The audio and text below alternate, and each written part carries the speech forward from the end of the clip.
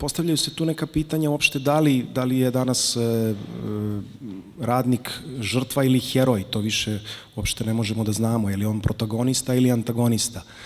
Dakle, krenuli smo da istražujemo u tom nekom pravcu da danas prvi put, čak i u tom nekom jazu od Petra Mihajlovića koji je napisao to 2009.